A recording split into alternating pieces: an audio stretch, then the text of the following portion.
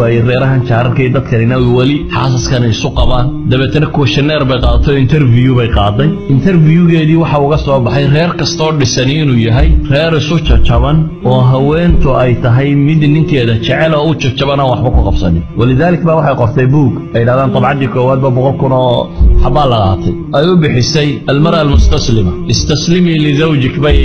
buuga fikradiisa dhamaynta ninku waa libaax bay leedahay hadii aad isku soo taagtana uu ku cuni hadaadeen u jajabnaatana afkiisaad kala bixi bay leedahay waxa ku jira sida daraadeed jajabnay isdhiib bay leedahay wax kasta waa lagu siinayaa hadaad adigu isdhiibto wax kasta waa lagu siinayaa sida daraadeed baa Aisha waxay leedahay nabiga salawaatullaahi wa salaamu alayhi ayaa inta weel wax ku cabba nabiga ayaan u dhiibaa bay leedahay dabeetana markaan u dhiibo wuxuu eegtaa nabigu halkii aan waan af ka saaray ki dhareerkeedu ku yaalo ka daba cabaa nabiga salawaatullaahi wa salaamu alayhi yani waa guri reer ku wada nool sida daraadeed waxay leedahay weelkii aan wax ku cabbay markaan nabiga u dhiibo halkii aan afka ka saaray weelka ayuu nabiguna salawaatullaahi wa salaamu alayhi afka ka saaray waxay leedahay araq waa lafta hilibka waliba marka inta badan laga dhameeyo wax yaroon ku sii hadhareen laf baan feentaayo halkaan ka goostay oo intaan feentaan u dhiiba halkii aan ka goosto isna ka sii feentaa bay leedahay nabigu salawaatullaahi wa salaamu alayhi yani Aisha dhaqankan waxay u soo guurinaysaa in muslimiinta barto nabi Muhammad salawaatullaahi wa salaamu alayhi sidii u dhaqmay waxay tilmaamaysaa guriga sidii uga dhaqmay inay ahayd weelka haweentiisa wax ku cabtay halkay afka ka saartay inuu afka ka saaray waxay tilmaamaysaa iyadoo xayd leh inuu dhafteeda ku tiirsanayo oo ku jiifsanayo habeenkii picnic baan wada bixi jirnay bay leedahay waa israaci jirnay lin tanazzuh waa nabi iyo rasuul waliba goorma jooga dhowriyo konton jira oo dhan anigu oday baan ahay oo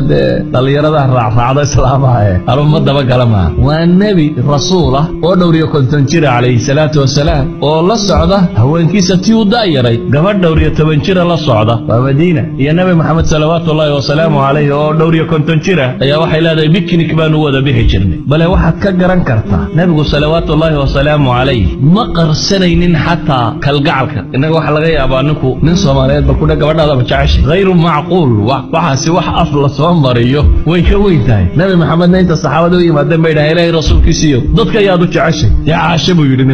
nabi Muhammad su'aala la weydiiyay dad ba yaad u jeceshay oo yiraahdo Aisha markaasay yiraahdeen raggaan u jeednaa markaasuu yidhaahdee Abu Bakar idan waxa la rabaa waxa weeyaan in gabadhu ay u muuqato dareensiiso ninkeeda inay jeceshay cagsiga waxa kale oo la rabaa ninku inuu muujiyo haweentan kalgacal iyo wanaag inay ku wada joogaan oo jecel yahay maaha aniga tii gurigayga joogtay maraan usraacnay ama aniga iyo yani hatta inuu yiraahdo reerkaygii ayafka kale warwareegaya marka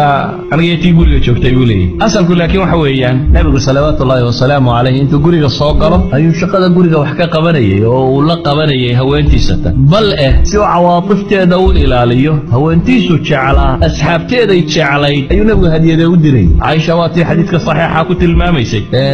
saxiix muslim ku yaalay marka neef la qalaba nabigu wuxuu yiraahdaa Khadija asxaabteedii hilibka wuxuu uga dir ati Aisha lahayd waligay gabadh kuma hinaasin haweenta dhimatay aanan isa soo gaarin sidaan ugu hinaasay bay leedahay sidoo nabigu jacaylkeeda uu muujisanayay aan uu qarsanaynin inuu jecel yahay ayuu muujisanayay bal asxaabteedii dadkii ay ku xidhnay inuu jecel yahay